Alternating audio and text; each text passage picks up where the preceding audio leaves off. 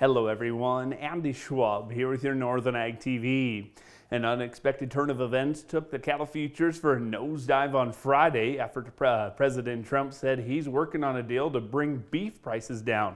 The news came after a meeting with Argentina's president, which led to the speculations of the deal, with that deal of the South American country, that is, as cattle supplies here have been hit with those 70-year lows on the inventory levels. Luckily, though, the news was delivered after the ball was already rolling for the higher cash cattle on the week-over-week comparison, as tight supplies and upcoming holiday buying schedule for packers allowed the feedlots to finally have the upper hand after weeks of lower cash values. This week's trade, though, will be interesting to see how that works out with that President Trump's comments and the feeder cattle actually having access to expanded limits on the board today, which could ultimately lead to an $18 drop if they choose to exit the complex completely. Now, leading up to the Friday shakedown, cattle auctions were all enjoying higher prices with the big support from the futures board. For Billings Livestock on Thursday, buyer interest was very good as the large crowd stayed late into the day. The USDA report also said that several farmer feeders were in the stands and showed very good demand for the heifers to feed, while several other buyers showed strong premiums for the heifers that could develop into replacements. On the feeder test, it was Belfusha Livestock averaging their 5-weight steers just over $5 a pound, and heifer mates there about 40 cents back in most instances, which seemed to be the same story just down the road the day before at Stockman's Livestock. Now, feeder cattle at Torrington also started out the week on Monday with a light 5-weights averaging at 516 a hundredweight, but traded backwards a little bit on their second test on Wednesday as those feeder tests came in right at 502. Probably is due to the fact that the Monday sale consisted mostly of those preconditioned calves directly off the cow.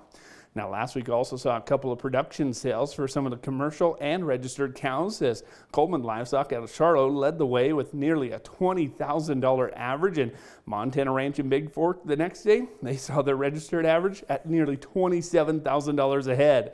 For the ladies of the Beartooth sale, commercial bred heifers averaged right at $5,200 a head, while registered bred cows topped out at $55,000 and averaged just shy of $13,000 a head.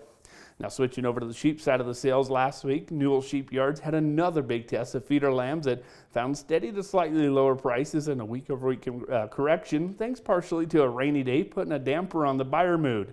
The big test there came from the 70-pounders, coming in with prices of $250 to $274 a pound, 90-pounders $211 to $232. Some of the producers also stuck around to add to their flock, with young open ewes seeing the best demand. Now, corn, soybeans, and wheat markets continued their weekly recovery efforts, gaining back losses that they felt the previous week from that trade-induced sell-off, or the trade war-induced sell-off, I should say. Now, luckily, the grain complex had President Trump's comments benefiting them, as they said that he said that there's still plans to meet with China's president in South Korea before the November 1st target date to potentially raise tariffs against China in response to their recent restrictions that are imposed on the rare earth exports by China. Now, that move all mostly benefited the soybean markets, as mentioned, as wheat traders, they're still looking for news of new markets to drive their prices higher.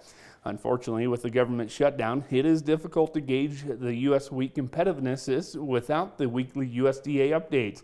However, firming spread action over the past month, including the increase of 3 out of the past 5 consecutive sessions, well, it should suggest, that is, that the U.S. may be finding some buyers at these 5-year price lows. Well, that's going to do it for today's Northern Ag TV, but as always, you can find these prices at northernag.net.